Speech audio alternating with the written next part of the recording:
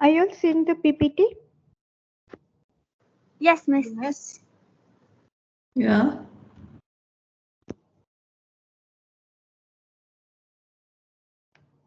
So in this PPT, actually, I have Club 3 and Section 4 also. But today we'll be dealing with only 3. So in the Section 3, it is dealing with effects of climate. And fourth one is about environmental sanitation. So in the effect of climate, that's what we are going to deal with today. We'll study about the influence of humidity, temperature, pressure, how these variations can result in some diseases or how it can alter our health. Some a new concept that is another meteorological condition, a concept called as comfort zone. Then also effects of overcrowding. Now, this is about the environmental sanitation we'll take in the next class. The course learning outcome, it will be describing homeopathy as preventive medicine, identify various communicable diseases and their prevention through case study. Oh, this shouldn't be coming over here. Discuss the philosophical principles upon which the practice of homeopathy is based with effective communication. I just copy pasted, I think. This is not applicable over here.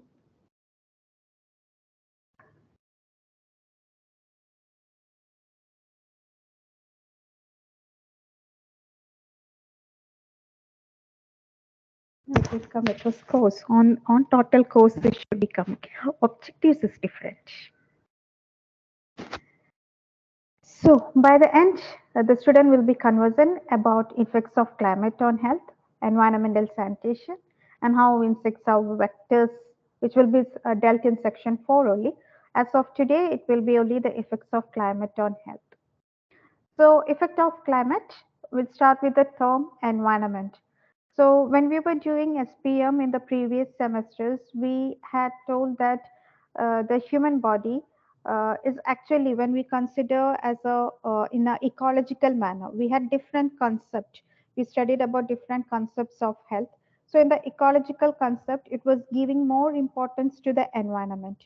So our internal environment is what our body, the individual body, the organ inside the organ system, that is the internal environment. And anything outside, anything surrounding to us, that is the external environment.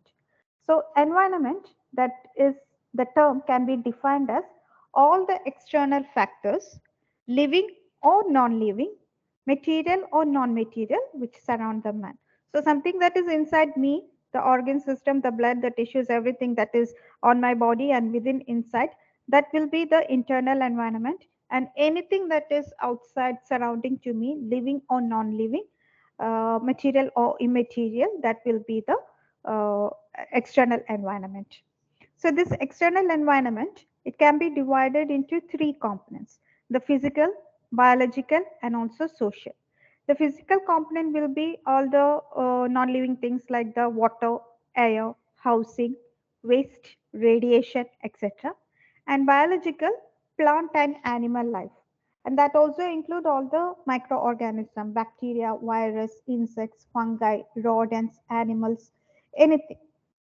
Then the social environment will be the societal influences in which we are living. So our culture, custom, practices, habits, income, occupation, religion, everything becomes a part of the social environment. The key to man's health largely lies in his environment. In fact, much of man's ill health can be traced to adverse environmental factors such as water pollution, soil pollution, air pollution, poor housing condition, presence of animal reservoirs, and insect vectors of diseases, which pose a constant threat to man's health. Actually, that is one of the most important. Internally, yeah, internal disruption that happens, and then we develop diseases. That is also the, but vast majority of diseases that are that human beings acquire, it comes from his external environment. So you all know the problems of water pollution or soil pollution and air pollution. The presence of animal reservoirs. In some diseases, if there are some animal reservoirs in between, or even insects acting as vectors, it is very difficult to control those diseases. Like rabies. Rabies is transmitted by a zoonotic disease. The dogs are biting, and then we are getting. But it is not possible that we kill all the dogs present in throughout the world. So whenever there is a animal which act as a reservoir for some of the bacteria or the virus, then it is very difficult to control that disease. I don't know whether I have mentioned before. Maybe it is coming in one of our coming up topics. When we deal with smallpox, that is the only disease until now which has been eradicated from the world. And one of the most important reason why it has been successful to get eradicated was there was no animal reservoir for that virus. So, and second successful reason was the presence of a very effective vaccine. So these are the two reasons why smallpox was eliminated. And then, yeah, third reason was there was no carrier also. Okay, leave that part. So these were the two reasons mainly: the presence of a vaccine and also the presence of no presence of an animal reservoir. So it was just a direct virus to man infection and man to man the transmission. So if there is an animal reservoir in between any of the disease, we learn that all insects acting as vectors, then it is very difficult to control the disease because in between that animal, the whomever who is acting as the reservoir, we have to destroy them. Then only we can completely eradicate the disease, which is not possible. So majority of our diseases, it can be coming from externally. So, and how this external disease comes? Mostly, it is because of our own activity. So, all the pollution, what we mentioned over here, the poor housing condition, insect vectors. Okay, we can't kill any insects, but how these insects act as a vector or the way it is getting transmitted, we ourselves are somehow responsible for that. So, often man is responsible for pollution of his own environment through urbanization, industrialization, and other human activities. The household, workplace, outdoor, and transportation environment pose risk to health in a number of different ways. And if we go to the statistics, it can be seen that 24% of global disease burden and 23% of all deaths can be attributed to environmental factors. And about 36% of this burden affects children from 0 to 14 years of age. So that shows how much the environmental influence on health is important. So the meteorological environment or the effect of the climate, the things which comes under this meteorological environment is atmospheric pressure, air temperature, humidity, rainfall, direction and speed of wind, and movement of clouds and character of weather. The term climate is a geographical concept representing a summation of the whole range of meteorological phenomena. Like everything together becomes up for a long term, we call it as a climate. So, starting with the first one, atmospheric pressure. So, atmospheric pressure at Earth's surface, which is very close to the sea level, we had uniformly given it a constant value, that is 760 mm of mercury. This is called as 1 atmosphere of pressure. Man is physiologically adapted to live at 760 mm of mercury pressure or somewhere close to it. The atmospheric pressure falls as altitude increases. If we are going high up above the mountains, the pressure is going to decrease. Whereas if we are going down the beneath to the sea, then the pressure is going to increase. So the atmospheric pressure falls as altitude increases and it increases as altitude decreases, or then we are going beneath to the sea or to the mining area, like that. Thus, at an altitude of 100,000 feet above mean sea level, it is in the above the I mean the sky level, the atmospheric pressure is less than 10 mm of mercury. Whereas if we are going down, the pressure increases at the rate of 1 atmosphere for each 33 feet depth below sea level. So how we can measure this atmospheric pressure? The instruments used for measuring atmospheric pressure are called as barometers. There are three types of it. First one is the 14 barometer. Then we have the Q pattern station barometer and also the barograph. There are different principles by which it is working, mostly biophysical, or that biophysics principles will come into it. So I didn't go into those details. Just remember the name of these instruments by which we can measure the pressure.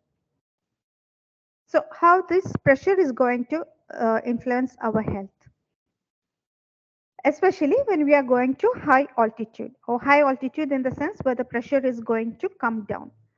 So man cannot survive at an altitude of 25,000 feet without the breathing equipment. When man is exposed to low pressures, that is in high altitude, three physiological changes are happening. First one is increase in respiration, and then increase in cardiac output, and increase in the concentration of hemoglobin. All these three things you might have already learned in physiology, how it happens, why it happens. But just to give a quick uh, mm, recap, I can say like increase in respiration, because when we are going high up, we already told that the pressure is getting lowered. So the oxygen content in the air is also getting very much lowered. So that much air or the oxygen is not enough to maintain our BMR activity, the normal respiration of the body activity. This much less quantity of oxygen is not enough. So as a physiological process, in some moments itself, the people will be starting, or our body is accustomed to do a hyperventilation, or like a increased rate of respiration, so that more and more oxygen will be entering into our body. Then the second one is increase in cardiac output. Only then the blood will be pumping very fast enough, and more blood will be reaching every organ, and then it can supply the necessary blood, which will be having enough quantity of oxygen. So the first two happen where almost immediately, and that is for a very immediate response for an increased need of oxygenation. The third one, that is the increase in the concentration of hemoglobin. That is more of a chronic in nature, chronic in the nature, like not immediately happening. It will happen maybe taking around 7 to 8 days. So, you might be remembering for the production of or the increasing the number of the hemoglobin, especially when we are going to high altitude, we need to go through a process of acclimatization, like 4 or 5 days we will be staying at different levels, especially the people who are going for mountaineering, etc. At different levels they have to stay for 3 or 4 days, the body get adjusted, and then only they will again ascend. So the main principle over there is whenever the person is going in a high level, and there is a need for the increased oxygen, the kidney will be starting to produce the hormone erythropoietin, and this erythropoietin will be increasing the amount of hemoglobin. But this will take around 7 days. That is why the process of acclimatization came up. But the other two, the hyperventilation or increase in the rate of respiration, and also increase in the cardiac output, that happens almost immediately. So, what are the sickness that is possible? The first one is acute mountain sickness, which is very mild or a commonly seen condition, which is harmless and also transient in nature. And this is characterized by headache, insomnia, breathlessness, nausea, vomiting, and impaired vision.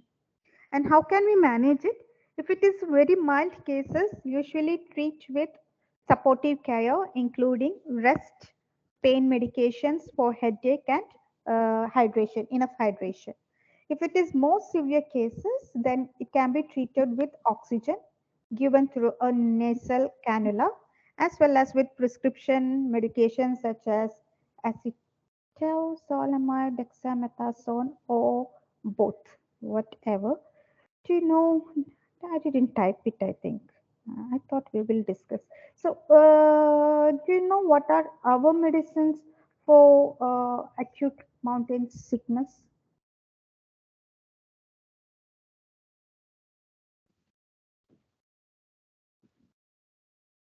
I'm not sure, but I'm hoping the seniors would know. Who replied to this? Farah? Yes, Okay. So the seniors, Farah, she had put the ball in your court. Okay, the seniors say to me, other medicines. There is a specific actually. Can you repeat? The medicines for acute mountain sickness. Is it coca? Yeah, yeah, coca. And maybe I should decrease the size.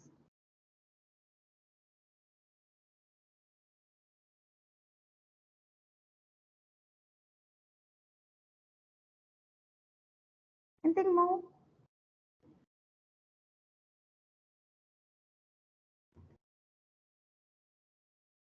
The coca is one of the specific. Then we can go for card. Carbo veg? Yeah, because of the increased oxygenation.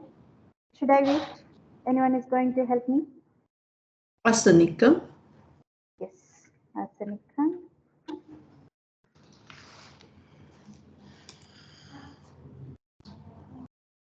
Bacteria mostly, but other medicines. This will be the main ones. Other medicines, symptomatologically, we can think might be all the medicines because there is headache over here. There can be nausea, vomiting, and also sometimes vertigo. Vertigo should also be there. So symptomatically, we can go for Yeah, ipecacuanha also can. which one? Ipecacuanha. The vomiting, nausea with vertigo. The IPECA. Wait, Ipecacuanha. wait, wait, wait, wait, Yeah. wait. Which one? Which one? Ipecacuanha. Epica. yeah, Yeah, Oh, okay, okay, okay, okay. Epicac. Yes. yeah, IPEC. Yeah, because of the vertigo, vomiting, nausea.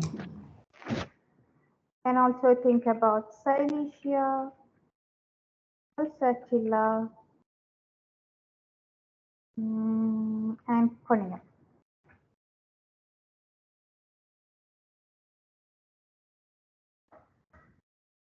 That will be very less important medicines. I mean, symptomatologically important medicines. Then, yeah, do you know this medicine to increase the hemoglobin content in our body? I mean, we have a lot, but two specifics are there. Aramet? Yes,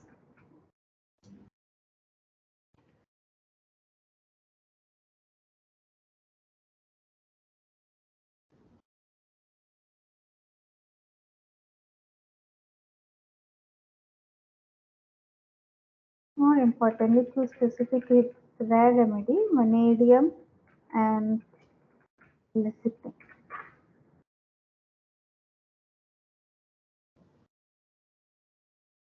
Okay, go back.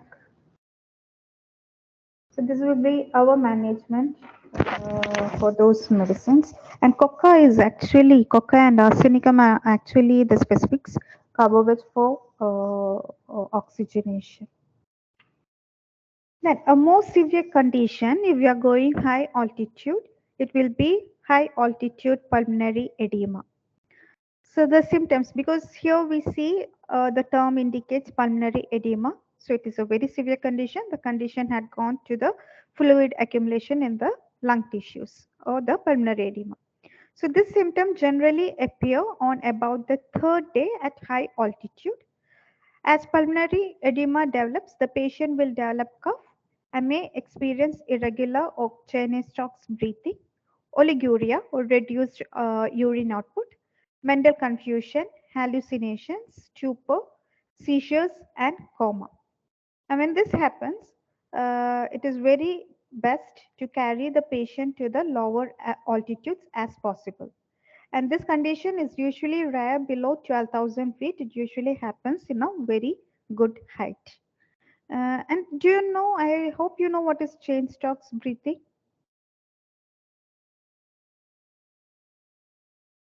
Can someone say me what is chain stocks breathing?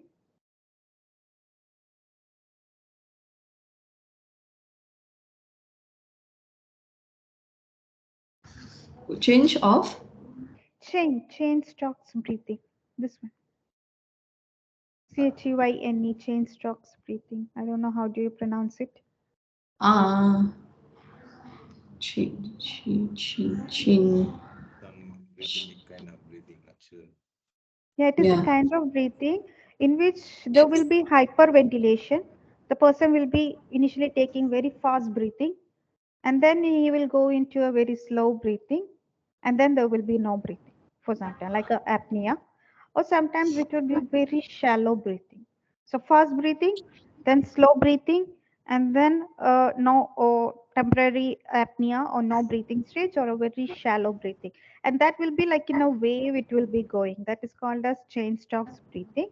So that also is seen as in a feature of this high altitude pulmonary edema. And the best thing is bring the patient back to normal altitude.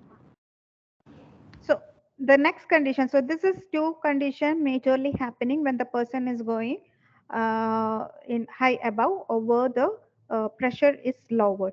Now what is going to happen if we are moving low altitude, that is going in the deeper area depth. So you know usually what happens, there's only one condition, the Caisson's disease or the decompression sickness what we call, that is going to happen and we are going to go deeper. So in the low altitude, the atmospheric pressure increases below sea level. And we saw the rate also, one atmospheric pressure will be increased at every 33 feet. So when man is exposed to high pressure, the gases in the air, namely oxygen, carbon dioxide, and nitrogen, are dissolved in the blood and tissues. So the person when he is going to the depth under the mine, which is meters below to the earth level, or even to the under the to the sea, actually the pressure is very high over there. And then when he is taking respiration, even the amount of gases that is going inside is actually in a high quantity. Then now when we are taking breath, we are in the normal the sea level. So when we are taking breath, the level of oxygen that is going into our body or any gas that is, it's actually normal to the level. But when he has gone down, like when I told us, when he is going above, oxygen content is reducing, and that is why the person is going into a hyperventilation situation. So when he is going down, the opposite is happening. The oxygen content or any gas that is entering, that also will be in a high volume or a high concentration. So, but mostly the effect will be of oxygen and nitrogen, because when we take the whole composition of the air, mostly it is oxygen and nitrogen. Carbon dioxide is only, in my memory, 0 point something, 0.003%. It's something only carbon dioxide is there in the environment. Mostly it is oxygen and nitrogen. So under the sea, when the person is going, he is also going to take a lot of oxygen and nitrogen. And this oxygen and nitrogen, oxygen is not a big deal because he is either diving or he is swimming or doing some physical activity. So this excess of oxygen that had gone inside his body, it will be utilized for that metabolic activity. Like if he's swimming or diving, obviously he need extra energy, so that will be utilized. But what with that excess of nitrogen that entered into the body? This excess of nitrogen, it will be getting dissolved in the blood and tissues.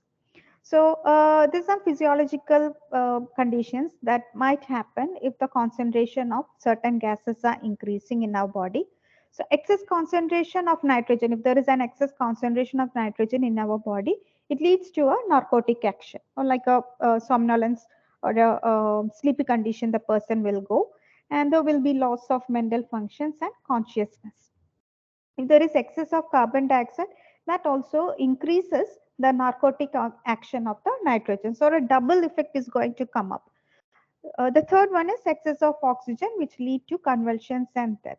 So these are the things that is going to happen, but mostly it won't happen as long as the person is under the sea, because this, as I told, the oxygen will be utilized and carbon dioxide will be comparatively in a very less quantity. But nitrogen is the main villain over here, and that can result in a narcotic condition, altered mental function, consciousness, etc. And this person, as long as he's remaining in the sea, okay, not big a problem. But when he is ascending up, then the problem comes up when he is suddenly coming to the surface. Now to the when that is being compared to the air in the surface level, the nitrogen that is excessively entered in his body and dissolved in the blood and tissues, now that will be coming out, but it won't be coming out that easily because of the difference of the nitrogen quantity that entered in his body and also present outside. So what happens is that that nitrogen which has been dissolved in the blood under pressure, it will be released very fastly, and when it is released it can result in air embolism. And air embolism, there will be some blockage in the blood vessels, and that can result in some kind of symptoms which can even lead into his death actually. So air embolism will be mainly this dissolved nitrogen will be trying to come out and then to respire out, but it is not that easily, so that results in the air embolism. The effect of increased pressure are best observed in persons working in diving bells and compressed air chambers, and that is called as Caisson disease. So this is a Caisson's disease. It's caused by accumulation of nitrogen gas which bubbles in the blood vessel, and then it acts as emboli and precipitate the tissue infarction. Or the blood won't be reaching to the next organ, that result in a uh, what is that infarction, and also leading to the death of that tissue. This phenomena is most frequently encountered in individuals such as deep sea divers who are removed too rapidly from a high pressure environment. Less commonly, the same thing can happen also when the person in the sky or in the high environment is suddenly brought to the surface area. So the entire syndrome has been called as decompression sickness. What will be the symptoms? In the mild condition, it will be mainly fatigue and pain in muscles and joints. In the more severe type, the symptoms will be that similar to stroke or can include numbness, tingling, arm or leg weakness, unsteadiness, vertigo, difficulty breathing, and chest pain. People are treated with oxygen and recompression therapy, high pressure or hyperbaric therapy. And one of the most important preventive mechanism is to limit the depth and duration of dives and the speed of ascent. So there are, if we go to the divers site, their security, like I was just Googling, and then I saw the websites which are now I'm not remembering the websites which are concerned with this diving and giving those lessons. They have set up some values like this much meters only that will be allowed, and not descending further to that, and how much time they can be in that area, like that. So complete guidance it has been given. So this decompression sickness can be avoided by limiting the depth and duration of the dives, and the speed of ascent also. How, if they are coming up slowly, then also the problem is not that much because it will be bubbling out the nitrogen. But when they are suddenly coming out only, it won't be easily bubbling out, resulting in the air embolism. So this is how oxygen, hyperbaric oxygen therapy can be given. It can be given in a group or it can be given individually also. Now the second one is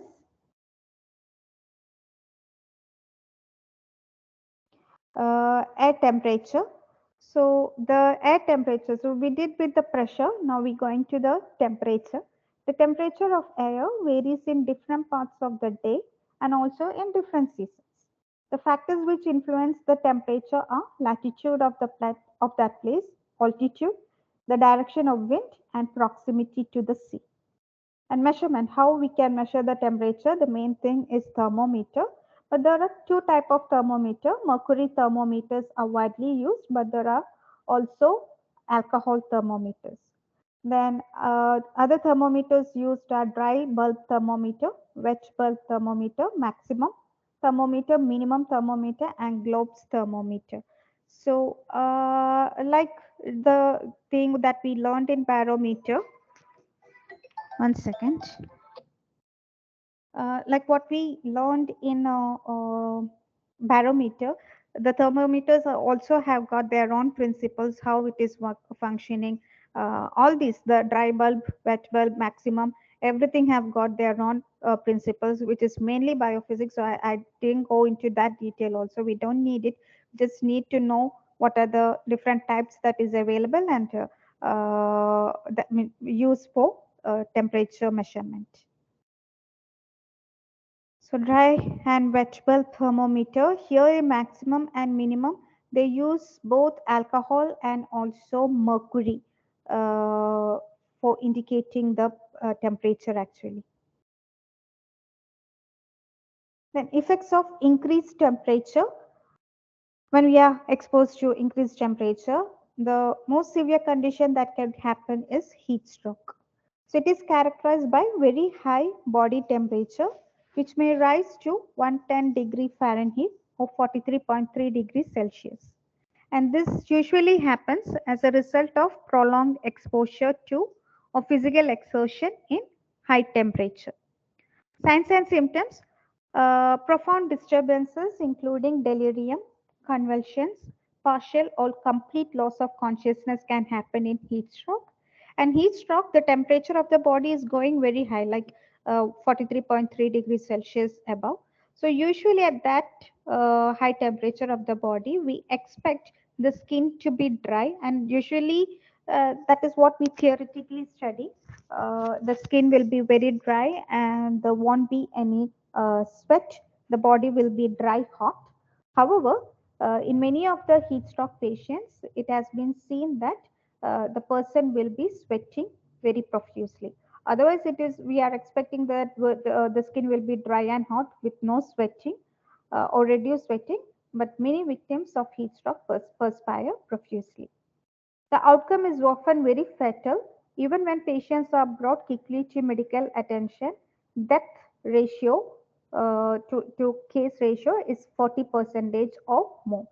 So that is fairly very high increased number of people are dying. The treatment consists of rapidly cooling the body in ice water bath till the rectal temperature falls below 102 Fahrenheit or 38.9 degrees Celsius. That's the most severe condition. Then we have slightly, I mean, we will go from the most severe to the mild one. The second one is heat hyperpyrexia. It is arbitrarily defined as a temperature above 106 degree Fahrenheit. So 110 Fahrenheit, that becomes the heat stroke. Heat hyperpyrexia, that is 106 Fahrenheit. This, if not controlled, can proceed to heat stroke. Then we have heat exhaustion. It is milder compared to the other two. And it is primarily caused by the imbalance or inadequate replacement of water and salts lost in perspiration due to thermal stress. So a person is a very long time standing in a very high temperature and he had got dehydrated. There is a water loss and also electrolyte loss, and if he is not getting dehydrated properly, he may go into a stage of heat exhaustion. And over here, it is usually the body temperature 102 degree Fahrenheit. The temperature will be going to 102 degree Fahrenheit. So not this temperature, in what temperature, what condition we call. So if it is 102, it is heat exhaustion. Plus 4, that is 106, we call it as heat hyperpyrexia. Again plus 4, that is 110, that is heat stroke. So this heat exhaustion typically occurs after several days of exposure to high temperature, like the person is continuously working for many days under high temperature, and then he is not adequately rehydrating his body or providing the electrolytes, then he may have this complaints of heat exhaustion. There will be symptoms like dizziness, weakness, fatigue. Treatment is directed towards normalizing fluid and electrolyte balance. Then heat cramps. Heat cramp, as the term indicates, there will be crampy pain or the muscle cramps will be the, but because of working in high temperature for a longer time. Here also the muscle spasm or cramps happen because there is no enough electrolytes. So heat cramps occur in persons who are doing heavy muscular work in high temperature and humidity. There are painful um, and spasmodic contractions of the skeletal muscles. The cause of heat cramps is due to loss of sodium and chlorides in the blood due to the loss of electrolytes. In heat syncope, this is a common ill effect of heat. Heat syncope, the person will be suddenly getting into a dizziness, a mild vertigo, something. And this especially happens if you were in school during your, if you had, I mean, yeah, I think you people have also, in the schools, we will be having the morning assembly. You people had the Yeah, morning assembly.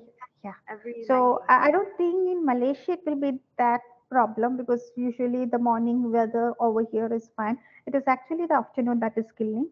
But in India, in my school, it was a regular thing. On the days when it is rainy, we don't have to stand outside because there was nothing over roof.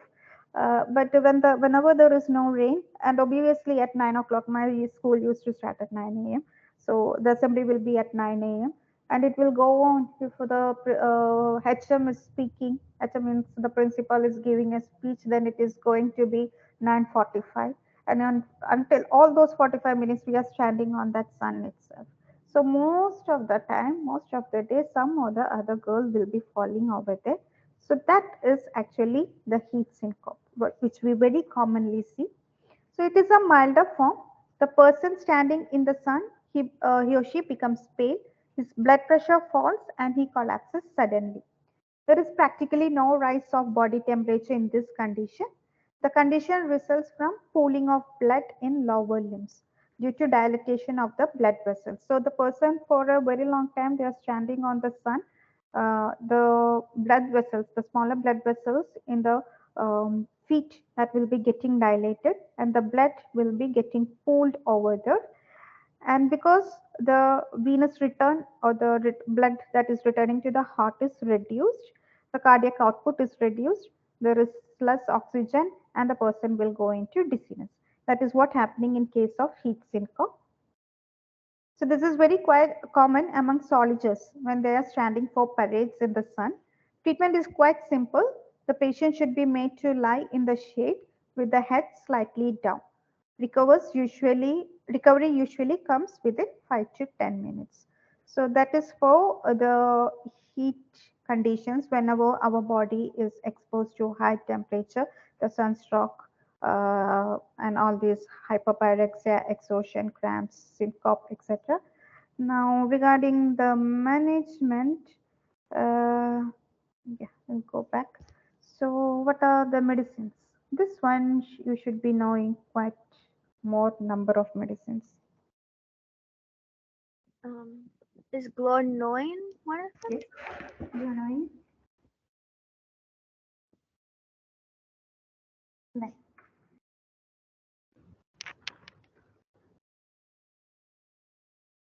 seniors, where are you? Nazi, Huh? natrium carbonicum, Atanta, yes. Oh, Nancy. Oh, sorry, I didn't remember. Sorry. Then,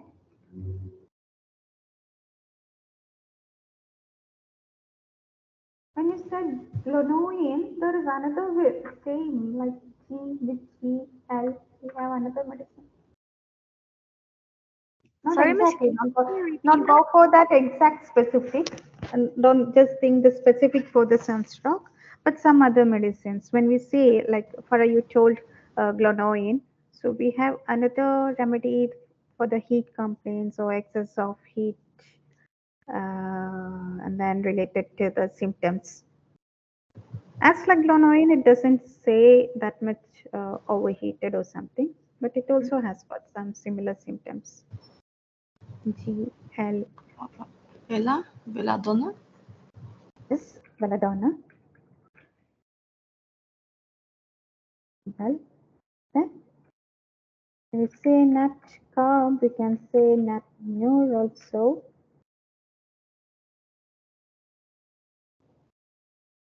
Finished. There is something with L. Business. Yeah. Then something with V. B. V, V. We V for van. Valeriana. Not Valeriana. Veratrum. Veratrum. Which one? Um, Yeah. Veratrum viridae. Anything more? And to include, we have ah, sulfur, of course. Natrium carbonyl, natrium urinalysis, respiratory and include sulfur.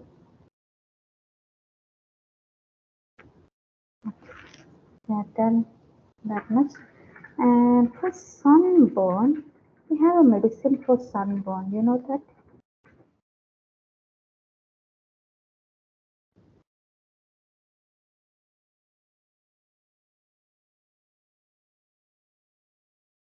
Xantharide. Antares. Yeah, Oh, for external application, we can do that. Then the preventive measures, it will be replacement.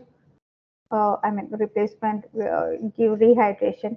No, no, replacement of water. Dehydration, then regulation of work hours, clothing, light, loose, and of light colors so that the sunlight can be reflected back. The protective devices like goggles, shields, and helmets, and also work environment with proper ventilation or air conditioning. Now, effects of cold stress if we are exposed to low temperatures. So here the cold injury is going to happen, which can be generalized or local. In general, in cold injury or hypothermia, there will be numbness, loss of sensation, muscular weakness, desire for sleep, coma, and ultimately death. Local cold injury, there are mainly of two types. One is immersion or trench foot, and the second one is frostbite. So the trench foot or the immersion foot, it occurs when the temperature is above freezing. Like there is no necessary that the temperature should be freezing. If the person is standing for a long time in a lower temperature, that can also a wet cold condition that can also result in trench foot. And if it is the person exposed to dry cold or below freezing point, that is in a when lying, you might have seen that in many documentaries, people who were who got into the accidents, in the sense in Everest, Mount Everest, sometimes their fingers have to get amputated because it might have undergone frostbite and then got necrosed, then it has to be amputated. So those conditions, we call it as frostbite. Here the tissues freeze and ice crystals form in between the cells. Frostbite is very common at high altitude. It is extremely important to dress for the temperature with which the part will be in contact, a kind of prevention. The affected part should be warmed using warm water at 44 degrees Celsius. Warming should last about 20 minutes at a time. Intake of hot fluids promote general rewarming. This one, this was a thing that was for me, it was new at that time. For you, it may not be that important. when I went to UK, the temperature over there. So I didn't have much of the cold things with me, like jackets and all. I just bought one from. I took one from India, but that was not enough for that coldness. After reaching the 1 week later, something I bought another jacket also. But once inside the class, we remove the jacket and sit sometimes. So then it was not giving me anything warm. I used to die of cold over there. And then something came up, and we had a British lady also in our class. Otherwise, it was mostly international students from Africa, India, uh, yeah, Singapore, so many different countries, even Taiwan. So many countries were there, but we have one local student that was a British lady. So once when we were having a small chat, I told to her UK is terribly cold, and then the sentence she told me was it always. I mean, it struck me at that moment, and it always remained in my mind also. She was like, Mira, it is not that UK is so cold. The thing is, you are not properly dressed. So it is then she told me like during that weather we have to use layers of cloth, and she showed me actually the different t-shirts, three or four layer of t-shirts that she has worn inside.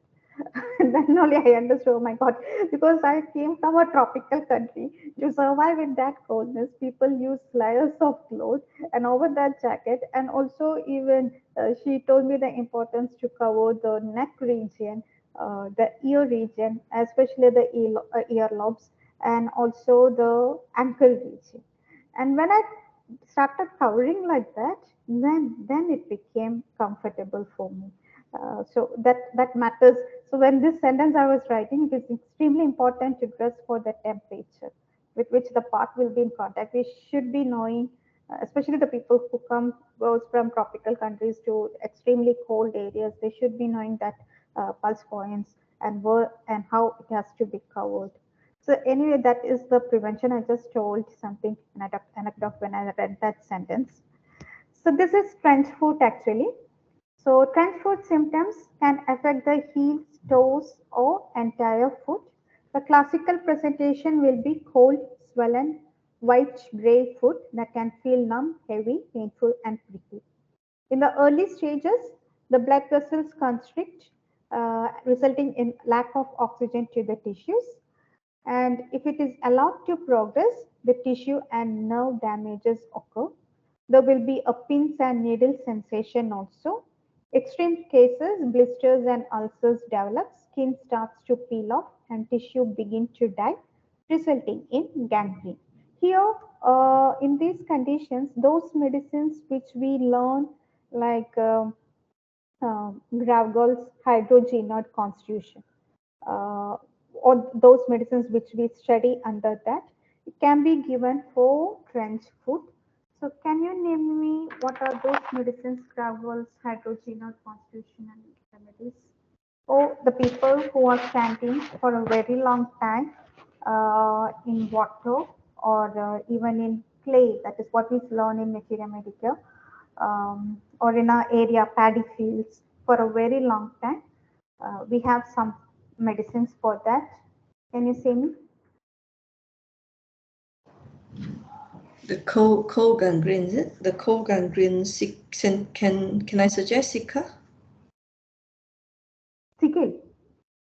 SECALE. Sickle. Sickle will be more towards next condition, frostbite, because it is going towards necrosis. Here it will be mostly, the hydrogenate constitution. What are the hydrogenate constitution remedies? Arsenicum. Yes. Then But I think Sika also quite good for gangrene when the food is too cold, no more circulation, right? No yes, more blood it will flow. come. Yeah. Yes, it will come. It will come. Definitely, it will come. But I told that will be more indicated if this is the condition. Frostbite. Sickle will Yeah, be the more frostbite. indicated. Okay. Frostbite. Yeah, I'm not saying that it won't be, but it is more indicated in case of frostbite. What about agaricus? That also in frostbite. This will be more related to people who are working for a long time in clay, more water conditions.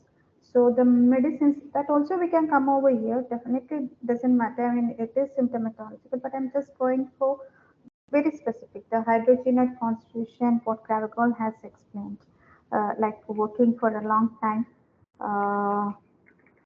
that or exposed to water for a long time, those medicines. I just stick on with this over here. It is Calcarea carb, arsenicum, arenia, diadema, then Graphite, terebinth. Huh? graphite. Not Graphite hearing is you, Vinod? graphite, No. is it? Graphite is not exactly. I mean, yeah, it is a chili patient, yes. But more specifically,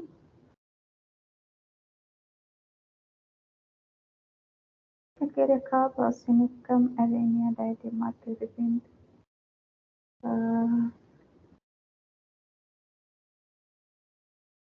Which have may come up. This will be more constitutional type also, okay? Again, I'm remembering only this method right now. Arenia. There are more actually. Natrum sulf.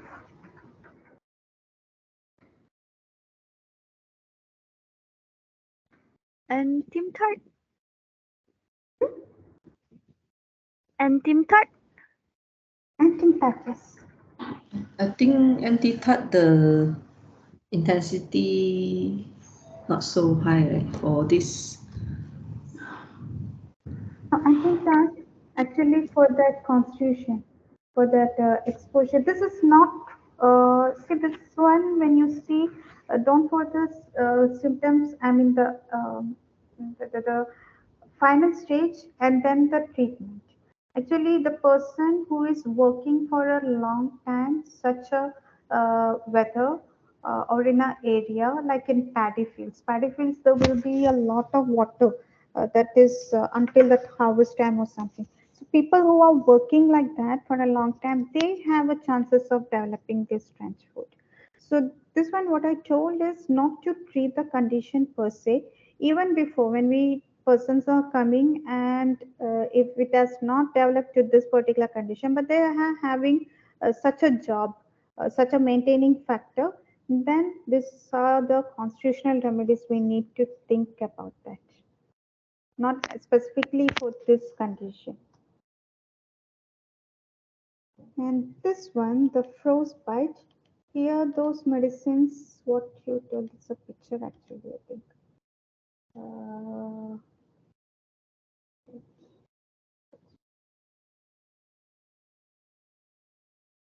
Here our medicines will come, which you told, kill core, and someone told agaricus. Here it will come. Anything?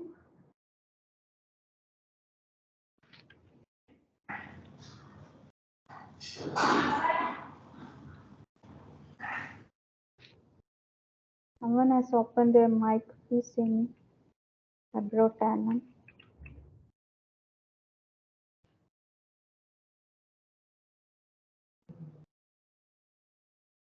In frostbite conditions, the first medicine to think about will be sickle core. And then the past sulf, oleum, and the one is Can we use yes. legacies? Once it has gone into the this condition. Fourth degree. Ah, okay. Once it has gone into necrosis, yes.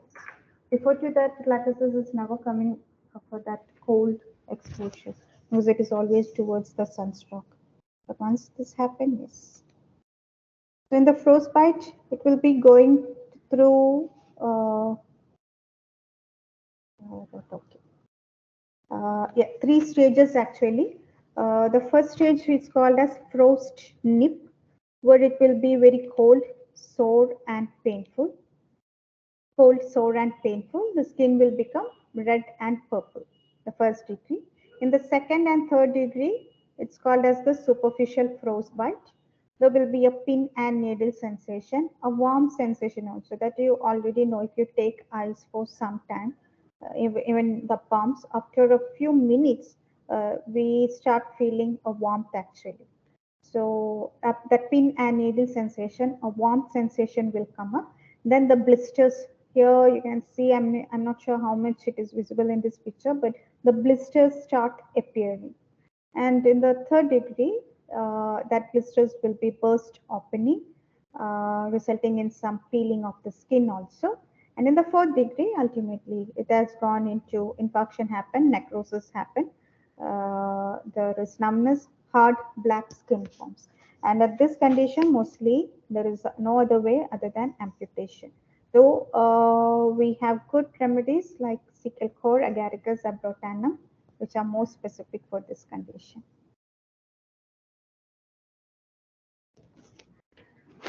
Then about global warming, emission of greenhouse gases into the atmosphere have been increasing ever since the beginning of the industrial revolution. So this one, temperature, the overall temperature that is being increasing and that is producing many climate changes, many climatic catastrophe. We know the importance of climate and its variation currently happening. So the major reason for that is the combustion of the fossil fuels and the release of increased carbon dioxide into the atmosphere. It is generally considered that the main effects of this include an increase of about 3 degrees Celsius in the average global surface temperature by the year 2030. But I think it had already happened by now. A rise in the sea level of zero point 0.1 to zero point 0.3 meters by 2050. There can be increase in the occurrence of cyclones, heat waves, and drought.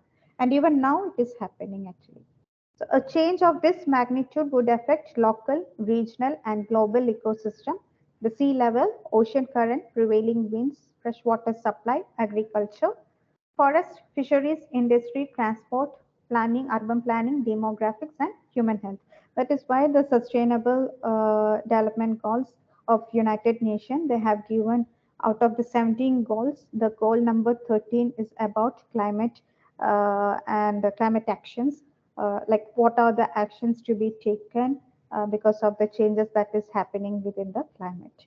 So that is a very big issue we are currently facing, and also it will be going on increasing as the world is getting advanced and more fossil fuels we are going to burn. It is going to increase the problem. And then it won't be a very simple diseases as we told now, like all the things that we told when the temperature is increasing, we term some conditions like heat syncope, heat exhaustion, heat stroke, we term like that. And if it is temperature, cool, cold condition, like frostbite, the immersion foot. And when it is the temperature increase or decrease, the Cason's disease or the decompression sickness, or the acute mountain sickness, it won't be as simple because if the global warming is happening, we saw the different arena that is going to happen. I mean, get affected. The ecosystem will be affected, the forestry life, and also the life under sea that is going to get affected. And then both of this is going to affect the human health in general. And in case some catastrophe is happening, then there are other issues that the uh, people may die during that catastrophe and also the after effects.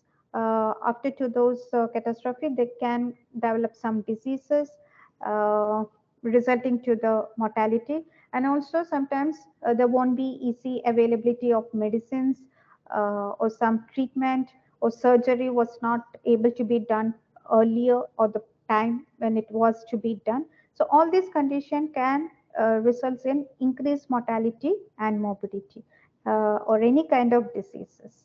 So global warming is actually a threat. Then the next condition that is humidity. Humidity or moisture is always present in the atmosphere. The amount of moisture which air can hold depend upon its temperature. So humidity, we have two terms to indicate or express humidity. We have absolute humidity or relative humidity. So in case of absolute humidity, it is the amount of or the weight of water vapor that is present in a unit volume of air. The quantity or the total quantity or the weight of water vapor in unit volume of air, that is absolute. And relative humidity means relative, when we say that term, we are comparing it to some other value also. So that should be a ratio. So what is the ratio over here is the relative humidity is the ratio of the amount of water actually present to the maximum amount of water vapor that is required for saturation. So what is actually now present ratio, or that is to the amount that could be that is required for the complete saturation of that air, that is relative humidity. And mostly when we see this humidity, the expression that is commonly used is relative humidity rather than absolute humidity. Very low relative humidity means a dry condition. It can affect um, the living things inside the home, even including the house plants. So very low RH or the relative humidity causes rapid evaporation of moisture from exposed skin, resulting in cracks, dry flakes, or itch. It also irritates mucous membrane in the nose and throat, causing an itchy throat. Dry nasal passage permit inhaled bacteria to incubate, causing persistent infection. So we have here a lot condition medicines we can think about. The dry condition is happening. So sulfur, um, graphite, petroleum. Uh, then what? Because of the cracks. Um, then in case of irritating mucous membrane, one of the important medicine will be sambucus, arum. So many medicines. Wait, can you repeat that, Miss? The dry part? The medicines. Yes. It's very common here. That's why I didn't even bother to write. Because it is dry, medicines will be usually sulfur, graphitis, petroleum, fossil, um, hexaparilla.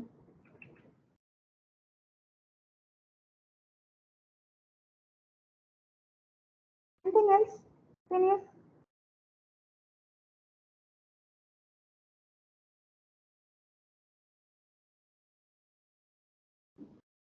Where are my seniors over there?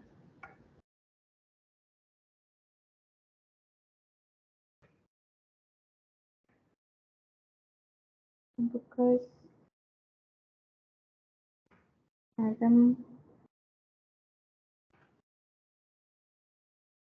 Anthea.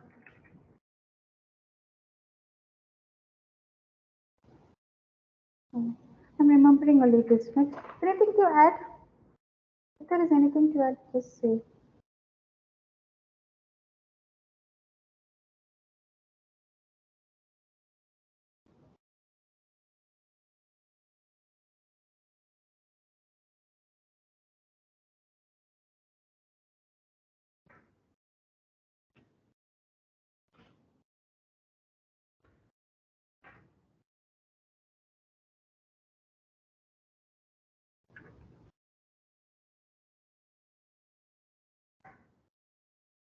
Phineas, are you always are you all there? Yes, I'm here. Yeah, and anything to add over there?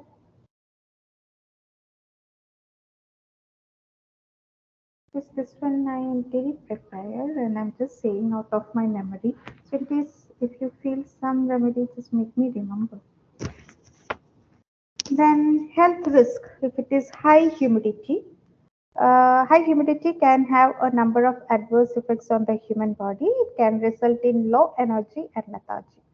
And also if it is high humidity, it can result in hyperthermia. And then we have the symptoms due to hyperthermia, including dehydration, fatigue, muscle cramps, heat exhaustion, fainting, heat stroke, etc. Whatever we saw earlier, whenever there is a high temperature.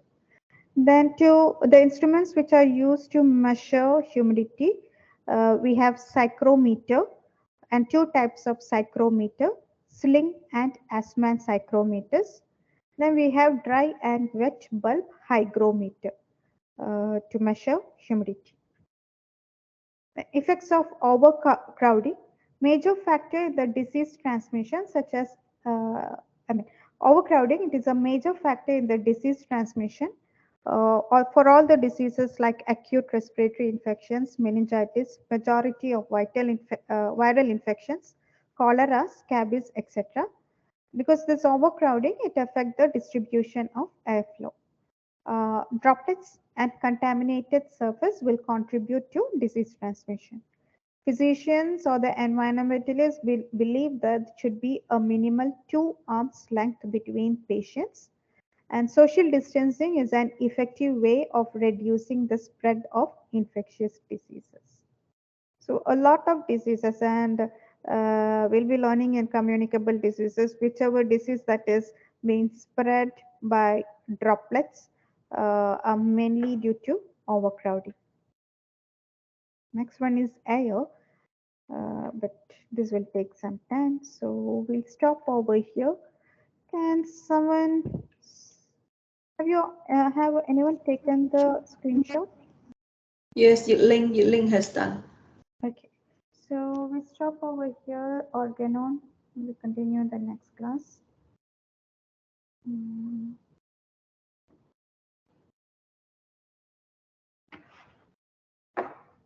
We take a 10 minutes break, or we continue go to material editor. Break for 10 minutes.